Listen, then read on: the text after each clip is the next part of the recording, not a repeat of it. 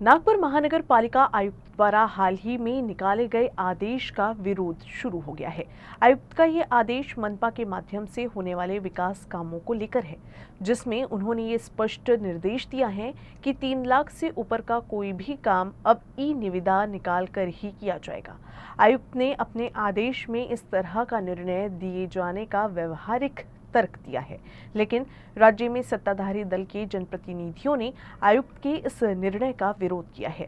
भाजपा के विधायक कृष्णा खोपड़े के मुताबिक आयुक्त ने ये निर्णय किसकी सलाह पर लिया है, ये समझ से परे है। नागपुर महानगर पालिका आयुक्त डॉक्टर अभिजीत चौधरी ने एक बड़ा निर्णय लेते हुए अधिकारियों के लिए एक परिपत्रक जारी किया। इस परिपत्रक के तहत आयुक्त ने 3 लाख रुपए से अधिक के कामकाज को ऑनलाइन टेंडर के साथ किए जाने का निर्णय लिया। आयुक्त ने अपने परिपत्रक में ही इस तरह का फैसला क्यों लिया गया, इसे लेकर स्पष्टीकरण दिया है।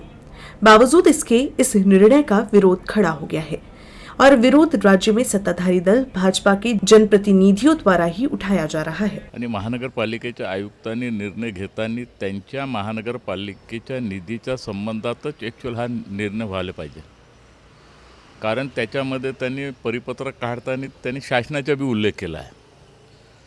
आता विचार असा येते का शासन मोठं का महानगरपालिका मोठी, आणि हे नियम जेव्हा त्यांनी परिपत्रक लागू केले तर हे महाराष्ट्राला लागू होणार आहे का आपल्या पुरत्या शहरासाठी लागू होणार आहे, बाजूले जिल्हा परिषद आहे त्यांनी बी लागू होणार आहे का, ती महानगरपालिकेसाठी लागू होणार आहे। आणि म्हणून महानगरपालिकेच्या आयुक्ताला कोणी सल्ला दिला हे मला माहीत नाही, परंतु हे जे ई निविदा असेल याची जी प्रक्रिया राहते याचा शासन निर्णय होते। अगर त्यांना बदल करण्याची आवश्यकता त्यांना वाटली तर त्यांनी शासनाकडे प्रस्ताव पाठवण्याची आवश्यकता होती।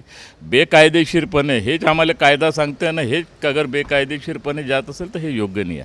भाजपा विधायक कृष्णा खोपड़े जो आयुक्त के इस निर्णय को अच्छा मानते हैं, लेकिन उनका कहना है कि आयुक्त सिर्फ महानगर पालिका से संबंधित ही अपने अधिकारों का इस्तेमाल कर सकते हैं। आयुक्त ने जो आदेश निकाला है उसमें सरकार से प्राप्त निधि भी शामिल है, जो कि एक तरह से सरकार के ही आदेश को चुनौती दिए जाने जैसा है। खोपड़े ने छोटे छोटे कामों की वजह से होने वाले फायदों का भी जिक्र किया है।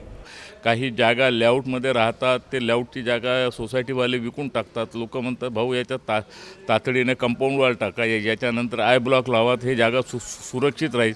अशा प्रकारचे अनेक काही ठिकाणी शेड राहते, काही ठिकाणी अनेक छोटे मोठे कामं राहतात।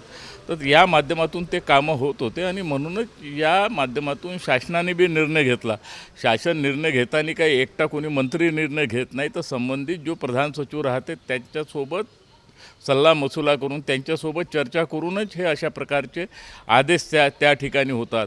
आणि म्हणून जनप्रतिनिधीचे जे कामं राहते तुम्ही चौकशी करा ना, तुम्हाला काय करायचे तो अधिकार तुम्हाला दिला, तुम्ही त्या कामाची चौकशी करा, तुम्हाला काय वाटते ते करा।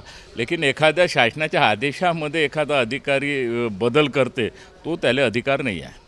मनपा आयुक्त ने काम के संबंध में जो परिपत्रक निकाला है उसमें उनका कहना है कि जुलाई 2021 में सरकार द्वारा निकाले गए आदेश के मुताबिक 10 लाख रुपए तक के काम ऑफलाइन निविदा निकाल कर किए जा सकते थे, लेकिन ये अनुभव रहा है कि ऑफलाइन निविदा में 4 से 5% की कमी आती है, जबकि 10 लाख रुपए से अधिक दर में 20 से 30% कम रहती है। अगर ऑनलाइन निविदा की कार्यप्रणाली बढ़ती है तो इससे स्पर्धा बढ़ेगी, साथ ही साथ मनपा और सरकार को हो रहे नुकसान से भी बचा जा सकता है। आयुक्त ने एक ही स्वरूप के कामों का विभाजन होने की प्रणाली पर रोकथाम लगाए जाने का जिक्र भी परिपत्रक में किया है। आयुक्त के आदेश पर 2 पक्ष हैं, दोनों पक्षों के अपने अपने तर्क हैं। जनप्रतिनिधि जहां सरकार द्वारा तय की गई व्यवस्था को काम के लिहाज से सही मान रहे हैं, तो आयुक्त का तर्क मनपा को हो रहे आर्थिक नुकसान को रोकने का है।